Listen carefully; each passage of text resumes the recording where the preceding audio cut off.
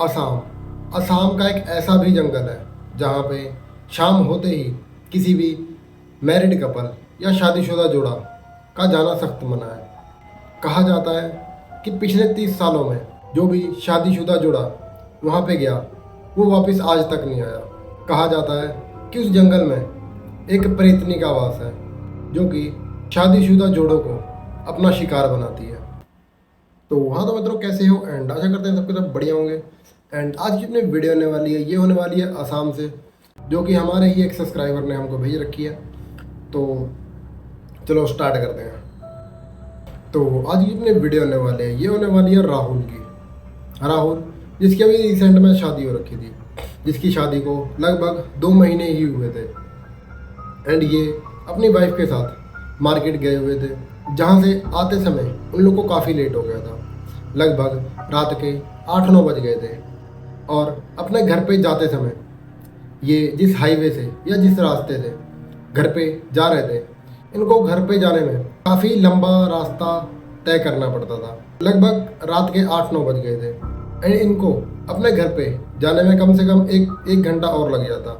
तो इन्होंने सोचा कि इस जंगल वाले रास्ते से चले जाते हैं, क्योंकि जंगल वाला जो रास्ता था वो शॉर्टकट था और इनको लगभग आधे घंटे के अंदर ही अपने घर तक पहुंचा देता। तो राहुल और इसकी वाइफ डिसाइड करते हैं कि हम उसी जंगल से चले जाते हैं, क्योंकि रात काफ़ी हो गई थी और इनको जल्दी से जल्दी अपने घर पे पहुंचना था। और जल्दबाजी में इन लोगों ने वो जंगल वाला रास्ता चुन लिया।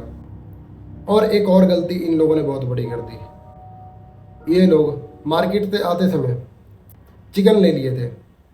चिकन का लिफाफा इनके हाथ में था और इन लोगों ने सुन भी रखा था कि इस जंगल में काफ़ी ऐसी चीज़ें होती है। और काफ़ी गांव वालों का मानना भी था कि उस जंगल में रात को आना जाना मना था। लेकिन इन लोग को बस पड़ी थी घर पे जाने की और जल्दी जाने की। और ये दोनों, और जो राहुल था वो इन चीज़ों पर बिलीव नहीं करता था। ये उस रास्ते से अपनी वाइफ को लेकर चले गया, लेकिन इसके क्या साइड इफ़ेक्ट होंगे उसने ये ना सोचा। तो जैसे जैसे ये उस जंगल के रास्ते से घर पे जा रहे थे, इसकी वाइफ और ये रास्ते में हाथ पकड़ के एक दूसरे का और उसी जंगल वाले इलाके से चलने लग गए। थोड़ी ही दूर गए होंगे इन्होंने एक चीज़ नोट की कि उस जंगल में दूर दूर तक कोई भी नहीं दिख रहा था। और जिस रास्ते से वो जा रहे थे वो रास्ता काफ़ी छोटा था। उस रास्ते से सिर्फ कोई इंसान या बाइक ही जा सकती थी, कोई भी 4 व्हीलर या कार नहीं जा सकती थी, क्योंकि वो रास्ता इतना बड़ा नहीं था। और रास्ते में चलते हुए उसकी वाइफ ने राहुल को एक बारी मना भी किया, लेकिन राहुल अपनी वाइफ को ये बोल रहा था कि ये सिर्फ गांव वालों की बनाई हुई कहानी है, तुम टेंशन मत लो, तुम इस चीज़ की चिंता मत करो। लेकिन इसके क्या नुकसान उसको झेलने पड़ेंगे ये उसने नहीं सोची थी। ये दोनों जैसे जैसे जंगल में आगे बढ़ रहे थे, इन दोनों ने एक बहुत अजीब बात नोट की उस जंगल की, कि वो जंगल इतना घना था, लेकिन उस जंगल में उनको एक भी ना पक्षी, ना किसी जानवर, ना किसी और चीज़ की आवाज़ आई। वो जंगल इतना शांत था जैसे वो जंगल में सिर्फ दो ही हैं। जैसे जैसे जंगल में बढ़ रहे थे, इन लोगों ने ये थोड़ी ही दूर गए थे जंगल में, इन दोनों को एक बहुत गंदी सी स्मेल आती है। ऐसा लगता है कि वो जो बदबू है इनको किसी जानवर की याद दिला रही थी, जैसे कोई जानवर मरा हुआ होता है या कोई इंसान मरा हुआ होता है। इनको लगता है कि शायद कोई आसपास जानवर मरा होगा या तो कोई कुत्ता वगैरह मरा होगा। ये उस चीज़ को भी इग्नोर करते हैं और धीरे धीरे आगे चलने लग जाते हैं। मुश्किल से 10 मिनट ही हुए होंगे इनको आगे गए हुए, मुश्किल से 10 मिनट ही हुए थे उन लोग को आगे गए हुए। लेकिन यहाँ राहुल की वाइफ जो थी उसके साथ कुछ अजीब हुआ। उसे ऐसा लगा कि कोई इंसान उसके कान के पास आके कुछ बोल रहा है, धीरे धीरे कुछ ना कुछ बड़बड़ा रहा है, कोई अजीब सी लैंग्वेज में कुछ बोल रहा है। वो अचानक से डर गई। राहुल ने उससे पूछा कि क्या हो गया। उसकी वाइफ ने आसपास देखा और राहुल को दिलासा दिया कि नहीं, कुछ नहीं हुआ, शायद मेरा वहम था। ये चीज़ देख के राहुल को भी एक बार को डर लगा, लेकिन उसको भी लगा कि शायद कोई कीड़ा होगा जो इसके कान के आसपास आया होगा, तो शायद ये इसलिए कर रही हो। लेकिन उसकी वाइफ ने उसको ये नहीं बताया कि मेरे साथ कुछ ऐसा हुआ है। उसने अपने हस्बैंड को बोला कि थोड़ा सा जल्दी चलो, मेरे को डर लग रहा है बस। तो राहुल भी इस बात को मानता है और ये थोड़ी सी और तेज चलने लग जाते हैं। जैसे जैसे ये आगे बढ़ रहे थे, वैसे ही अब इन दोनों को कुछ ऐसी ऐसी चीज़ें, कुछ ऐसा ऐसा फील उस जंगल में होने लग गया, जिनसे इन दोनों को यकीन हो गया था कि गांव में जो लोग भी इस जंगल के बारे में बोल रहे थे कि इस गांव में एक प्रेतनी का वास है, वो बात इन लोगों को सच लगने लग गई। एंड जैसे ही थोड़ी आगे और गए, जो राहुल की वाइफ थी जिसका नाम अंजलि था, उसको एक और बात, उसको कुछ और फील होता है। उसे ऐसा लगता है कि दूर जंगल में से कोई उसे बुला रहा है उसका नाम लेकर, और ऐसा लगता था कि उसकी फैमिली का, या तो कभी उसकी फैमिली का, कभी राहुल की फैमिली का, उसको आवाज़ दे के बुला रहा है। कभी लेडी की आवाज़ में, तो कभी किसी लड़के की, कभी किसी बच्चे की आवाज़ में उसे बुला रहा था।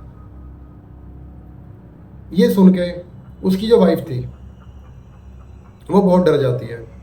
वो उसी जगह पे राहुल को बोलने लग जाती है कि मुझे जंगल से किसी की आवाज़ आ रही है, वो मुझे बुला रहा है और मेरे साथ ऐसा ऐसा हो रहा है। राहुल ये सुन के एक बार को राहुल को लगता है कि शायद इसको वहम हो रहा है, लेकिन वो इस जंगल में कर भी क्या सकता था। लेकिन उसकी वाइफ ने कभी पहले ऐसे नहीं किया था, तो उसे भी ये बात सही लगती है, जेन्युइन लगती है, और वो उसको समझाता है कि कोई नहीं है, कुछ नहीं है, तुम चलो मेरे साथ चलो और टेंशन मत लो, मैं हूँ, और तू डर मत, मैं हूँ। ये बोल के राहुल अंजलि का हाथ पकड़ के उसको लेके जाने लग जाता है। इन दोनों की चलने की स्पीड थोड़ी और बढ़ गई थी। ये जैसे जैसे आगे बढ़ते हैं, और ये एक और बात नोट करते हैं दोनों कि आगे एक पेड़ आता है जो कि पहले राहुल की नज़र में पड़ता है। राहुल अपनी वाइफ को पूछता है कि ये वही पेड़ है जो हम लोग अभी पीछे देख के आए थे। राहुल अपनी वाइफ को बोलता है कि अंजलि जरा ये पेड़ देखना। तो उसकी वाइफ बोलती है कि ये तो वही पेड़ है जो कि 10 मिनट पहले आया था। और दोनों शॉक हो जाते हैं, क्योंकि यही पेड़ ये 10 मिनट पहले पीछे रास्ते पर देख कर आए थे। इनको समझ नहीं आ रही होती कि हो क्या रहा है। इन्हें ऐसा लगता है कि ये एक ही जगह पर घूमकर वहीं पर आ गए। ये एक बार को अपने मन को समझाते हैं कि शायद ऐसा ही पेड़ आगे भी कट गया हो, तो शायद हम दोनों का वहम हो। तो इन दिनों उस पेड़ की एक निशानी देख लेते हैं कि वो जो पेड़ था उसके आसपास में 3 ईंटें पड़ी थी। ये उस चीज़ को छोड़कर अपने मन को बोलकर कि शायद 2 पेड़ एक जैसे होंगे, ऐसा बोलकर वो और सीधा चलने लग जाते हैं। 10-15 मिनट ये और चलते हैं। फिर इस बार जो उनके सामने दिखती है, इस बार जो उनके सामने आता है, उनको देख के ये बहुत ज़्यादा डर जाते हैं। ये देखते हैं कि ये तो वही पेड़ है जो कि अभी ये पीछे 2 बार देख कर आए हैं।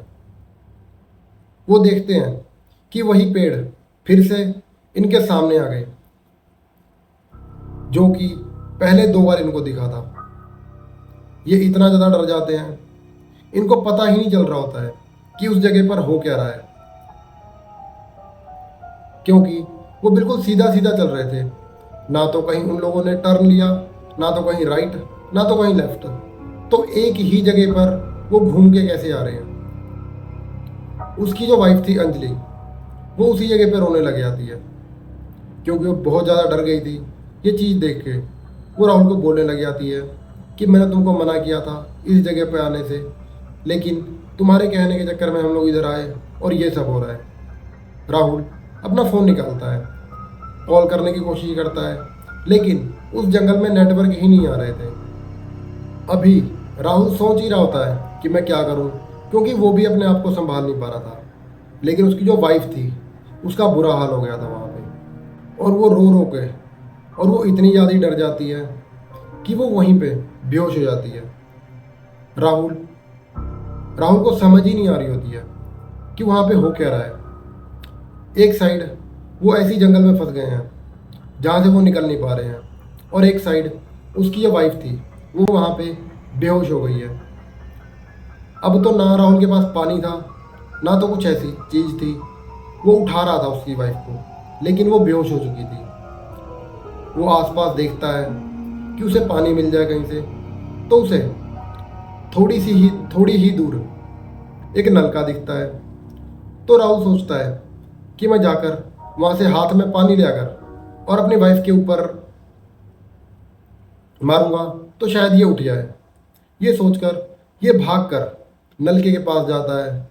ये नलके के पास जाता है, मुश्किल से 10-15 कदम की दूरी पर ही नलका था।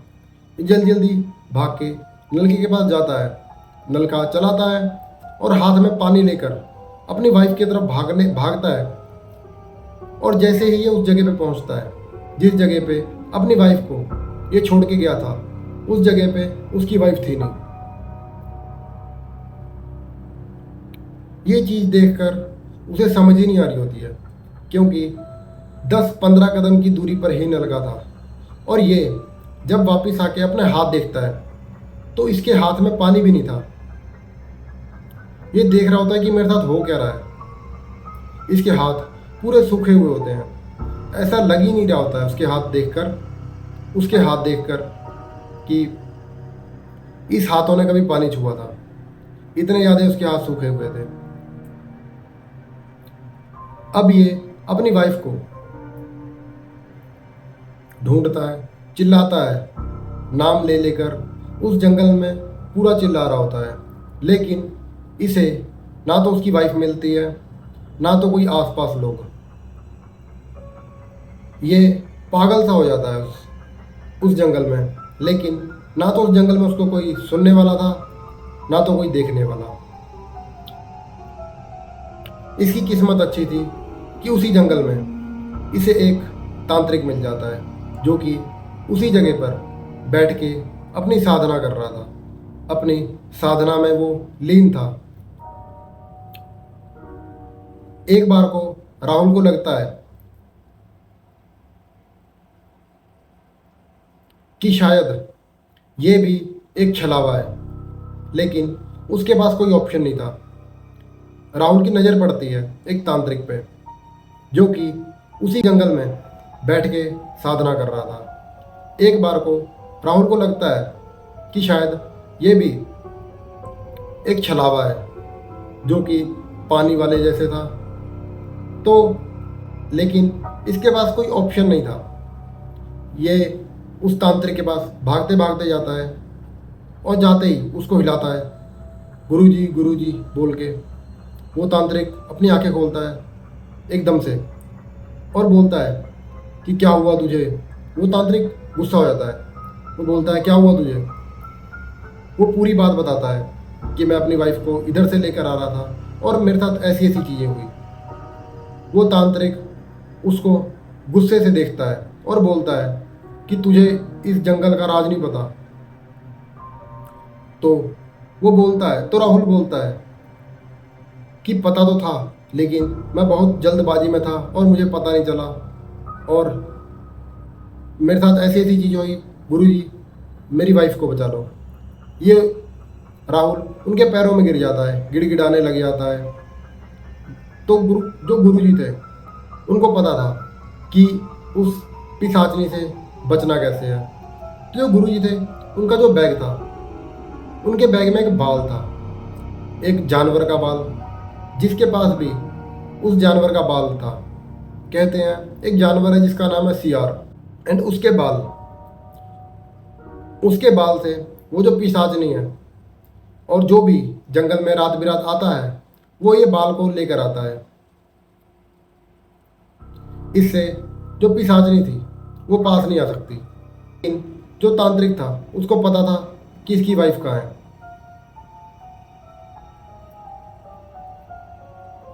तो जो तांत्रिक था उसको पता था कि उसकी वाइफ कहाँ है।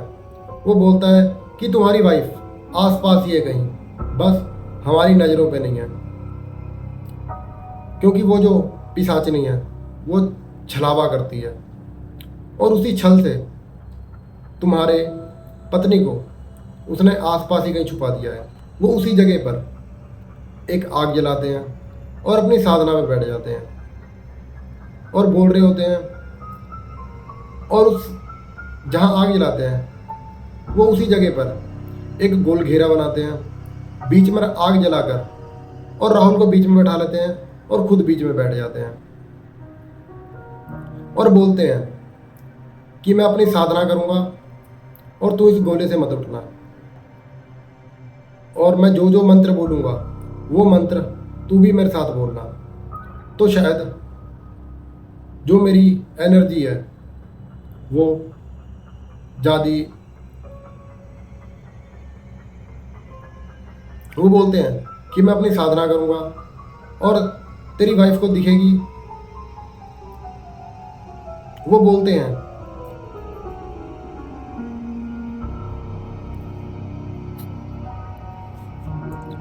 और वो बोलते हैं कि तू भी इस घेरे के अंदर बैठ जा। आधा घंटा लगेगा मेरे को ये साधना करने में, और ये साधना इतनी पावरफुल है कि इसके सामने वो पिशाचनी कुछ भी नहीं कर पाएगी। और वो बोलते हैं इस साधना में मैं जैसे ही साधना शुरू करूं और जैसे ही तेरी वाइफ तुझे दिखे, आसपास कहीं भी दिखे, तो उसे उठा के इस घेरे के अंदर ले आना। ये उन गुरु की, उस तांत्रिक की बात मान जाता है, क्योंकि इसके पास और कोई ऑप्शन नहीं था।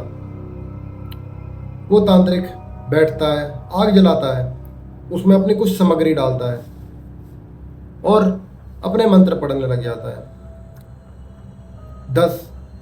10-15 मिनट ही हुए होंगे, पूरे जंगल में चीखने चिल्लाने की ऐसी ऐसी आवाज़ें आने लग जाती है, कुत्ते के रोने की और भी बहुत सी आवाज़ें जो कि इन दोनों को पहले नहीं आई। ये पूरा जंगल घूम आए, लेकिन इनको आते समय एक भी कुत्ते, चिड़िया या फिर ऐसी किसी भी चीज़ की आवाज़ नहीं आई थी। जैसे जैसे टाइम बीत रहा था, 25 मिनट हुए होंगे मुश्किल से, राहुल देखता है कि जिस जगह पे वो अपनी वाइफ को छोड़ के गया था, उसकी वाइफ उसी पेड़ के पीछे थी। लेकिन जब वो पहले ढूंढ रहा था अपनी वाइफ को, तब उसको उसकी वाइफ नहीं दिखी थी। उसे ऐसा लग रहा था कि वो अदृश्य हो गई थी। ये जैसे ही अपनी वाइफ को देखता है, ये उस घेरे से निकलता है और गुरुजी ने इसको उस जानवर के बाल दे रखे थे, जो कि बोला था कि इसको अपने जेब में डाल ले या तो हाथ में पकड़ ले, एंड जब तू इस घेरे से निकलेगा तब वो तेरे ऊपर भी अटैक कर सकती है, और इसको अगर अपने पास रखेगा तब वो कुछ नहीं कर पाएगी। और जैसे ही वो उसकी वाइफ दिखती है, वो उस घेरे से निकलता है, जल्दी से निकलता है, अपनी वाइफ के पास जाता है, उसके हाथ पकड़ता है और घड़ीसते हुए अपनी वाइफ को उस घेरे के अंदर ले आता है।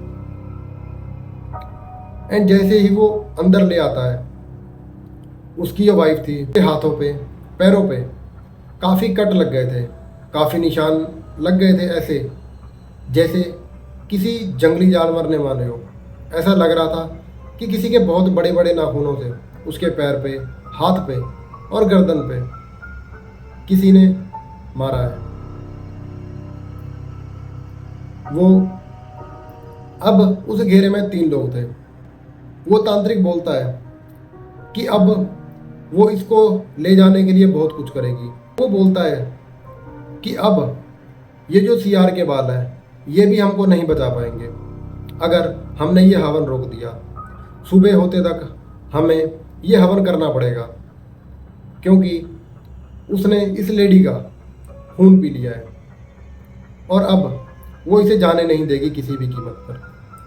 और जब भी मेरी साधना रुकेगी, उसी समय वो अटैक कर देगी।